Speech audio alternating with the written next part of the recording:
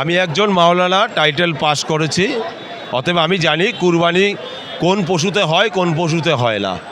অতএব একটা রাষ্ট্র আইন যদি হয়ে থাকে যে 14 বছরের ঊর্ধ্বে কোনো জবাই করা যাবে না যে পশুকে, সেই পশুকে রাষ্ট্রীয় মর্যাদা দিয়ে দিক না, তাকে সবাই স্যালুট করুক না, তাকে আনন্দে উৎফুল্লে রাখুক না, আমাদের কোনো যায় আসে না, আমার কোনো যায় আসে না। কুরবানির ঈদ হাদিস কোরআন অনুযায়ী আরও অনেক পশু আছে, তাদেরকে জবাই করে কুরবানি দেওয়া যায়। ভারতবর্ষ পশ্চিমবাংলা আমাদের অপশান আছে অনেক, আমরা সেই অপশান অবলম্বন করব। দেখুন, এসআইআর নিয়ে মানুষের মধ্যে চরম একটা বিভ্রান্তি পরিস্থিতি তৈরি হয়ে আছে। ভোটের আগে আমাদের দল, আমাদের মাননীয় নওশাদ সিদ্দিকী সাহেব বলেছিলেন, সবাইকে আহ্বান জানিয়েছিলেন যে আগে ভোটার পরে ভোট, কিন্তু সেটা সম্ভব হয়নি। প্রত্যেকটা রাজনৈতিক দল কেউ পাশে এসে দাঁড়ায়নি, আমরা দাঁড়ানোর চেষ্টা করেছিলাম, আছি, এবং আজকেও সেই সমস্ত যে মানুষের সমস্যা, যাদের নাম ডিলিট হয়েছে, তাদের স্বার্থে আজকে এখানে আমরা জড়ো হয়েছি। আজকে এখান থেকে আমাদের মাননীয় নওশাদ সিদ্দিকী সাহেব আসবেন, তার নেতৃত্বে আমরা যাব, ডেপুটেশন জমা দেবো, এবং আগামী দিনে কীভাবে ট্রাইব্যুনাল ওপেন করে খুব শীঘ্র যাদের নাম ডিলিট হয়েছে, মানে বিনা কারণে নাম ডিলিট হয়েছে, বা যারা বৈধ নাগরিক, তাদের নামগুলো যাতে ভোটার লিস্টে তোলা যায় তার ব্যবস্থা করার জন্য আজকে আমরা এসেছি। বাকিটা আমাদের নওশাদ সিদ্দিকী সাহেব আসবেন, আপনারা তার থেকে জানতে পারবেন। কর্পোরেট বিজনেসম্যানদের দল, তারা কর্পোরেট জগতেই আছে। আমরা মানুষের স্বার্থে, দেশের স্বার্থে, দেশের জনগণের স্বার্থে রাজনীতি করতে এসেছি। আজকের এসআইআরের প্রবলেমে গ্রাম বাংলার সাধারণ খেটে খাওয়া বাঙালি নাগরিক তারা ভুগছে, তাদের জন্য আমরা রাজপথে। আজকের হকার ভাইদের উপরে যেভাবে অত্যাচার শুরু হয়েছে, তাদের হকার উচ্ছেদের বিরুদ্ধে আমরা আজকের রাজপথে। আমরা দেশের জনগণের স্বার্থে রাজনীতি করি। আমরা ভোটে জিতলেও দেশের জনগণের স্বার্থে আছি, থাকবো। ভোটে হারলেও দেশের জনগণের স্বার্থে আছি, থাকবো। আমাদের রাজনৈতিক এজেন্ডাটাই হচ্ছে মানুষের স্বার্থে। অতএব যারা কর্পোরেট স্টাইলে টাকা দিয়ে টিকিট নিয়ে জিতেছেন, তারা মানুষের স্বার্থে থাকবেন না থাকবেন সেটা তাদের ব্যক্তিগত ব্যাপার। আর আপনি যে দলের নাম করছেন, এই দল তো আমরা বহুদিন ধরে বলে আসছি যে 2026 নির্বাচনের পর এই দল আর থাকবে না, কারণ এই দল আরএসএসের হাতে বিক্রি হয়ে গেছে, বিজেপির হাতে বিক্রি হয়ে গেছে। অতএব সে দল তো আজকের পরিষ্কার দেখুন না, উপনির্বাচন পুষ্পা ঝুঁকেগা নেই, পুষ্পা তো আন্ডারগ্রাউন্ড হয়ে যাচ্ছে, তো বোঝাই যাচ্ছে। তো এটা পরিষ্কার, দুধ কা দুধ পানি কা পানি। বাংলার নাগরিককে বলবো, বিচার বিশ্লেষণ আপনার কাছে।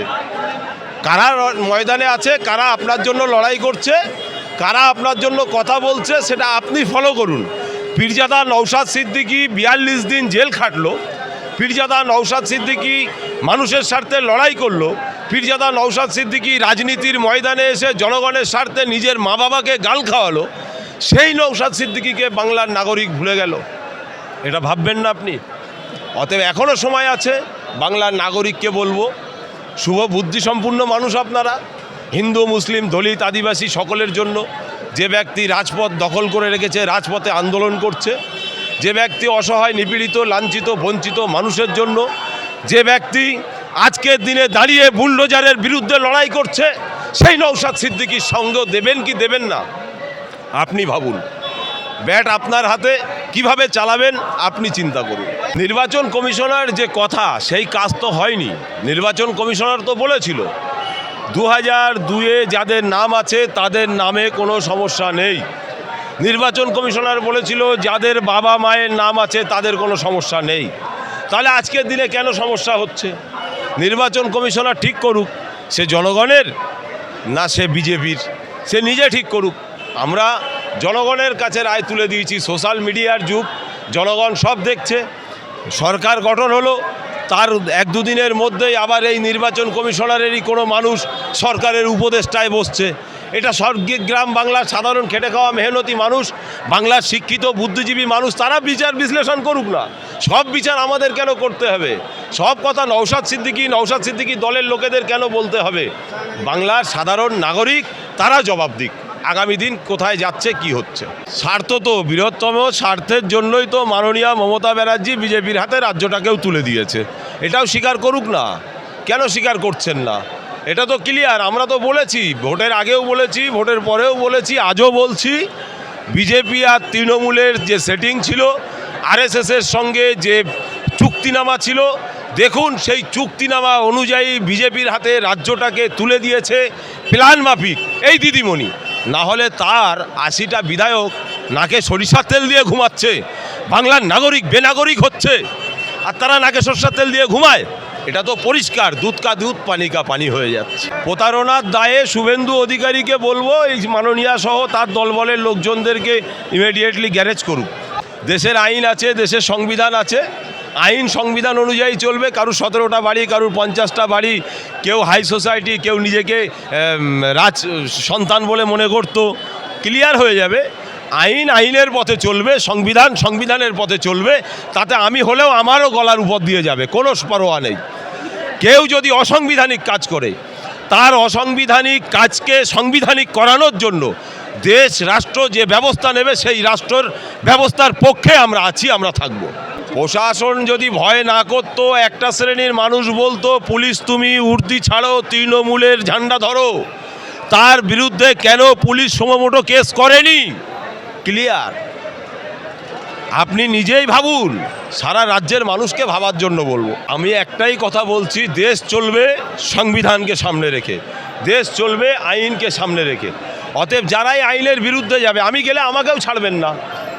রাষ্ট্রের এই দেশের যে কোনো মানুষ সংবিধানকে প্রাধান্য দিতে হবে, আইনকে প্রাধান্য দিতে হবে, দেশকে প্রাধান্য দিতে হবে।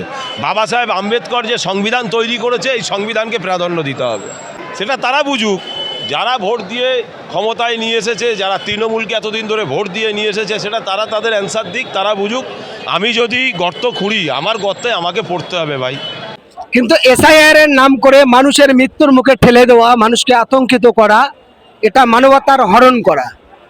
তার জন্য আপনারা দেখেছেন নির্বাচনের অনেক আগে থেকে আর এখনো পর্যন্ত যে তোলামূলের বড় বড় চোর চিটিংবাজগুলো, যারা একমাত্র যার সাদা মনে কোনো কাঁটা নেই, সেই নওশাদ সিদ্দিকী সাহেবের নামে একাধিক মিথ্যা অভিযোগ তারা তুলেছিল। আজ বর্তমানে তারা সব বড় বড় শিয়ালের গর্তের মধ্যে ঢুকে গেছে। আর 1 মাসের মধ্যে মনে হয় ওরা কেউ আর বাইরে থাকবে না, সব খাঁচাবন্দি হবে। তার কারণ তাদের স্বচ্ছ মনোভাব ছিল না। বর্তমানে সেই জায়গা দাঁড়িয়ে আগামী দিনে বাংলার নতুন প্রজন্ম হিসাবে, বাংলার মানুষের চাহিদা অনুযায়ী, আজকে প্রথমেই দেখলেন নির্বাচনের পরে বড় সভা নিয়ে ডাকলেন। কার জন্য? নওশাদ সিদ্দিকীর ব্যক্তিগত কোনো স্বার্থ ছিল না, বা শুধু আইএসএফ এর ব্যক্তিগত স্বার্থ নয়, স্বার্থ ছিল তাম বাংলার মানুষের জন্য। আর সেই বাংলার মানুষের 27 লক্ষ মানুষের নাগরিক অধিকার ফিরে পাওয়ার জন্য এই প্রতিবাদ মিছিলটা। এই প্রতিবাদ মিছিলে সব মানুষেরই উচিত, কোনো জাত না, ধর্ম না, একটাই, বাংলার মানুষকে মানবিক দৃষ্টিতে তাকে বাঁচাতে হবে। এই মানুষ অনেক লড়াই করে, অনেক রক্ত জীবনের বিনিময় তবে কিন্তু দেশ স্বাধীন হয়েছিল। আর সেই স্বাধীনতা সংগ্রামীর পরিবারের 4র্থ স্তম্ভ নিয়ে আজকের মানুষের সামনে উপস্থিত হয়েছেন। আমি হোসেন গাজী একজন মানবাধিকার কর্মী হিসাবে আইএসএফ এর এই লড়াই, এই আন্দোলনকে স্বাগত জানাচ্ছি, যার জন্য পূর্ণাঙ্গভাবে সমর্থন নিয়ে গত আগের দিন থেকে ভিডিওতে বলেছি আমরা থাকব। সেই হিসাবে আমাদের যতটুকু সমর্থক সমস্ত কর্মীরা এখানে উপস্থিত আছে।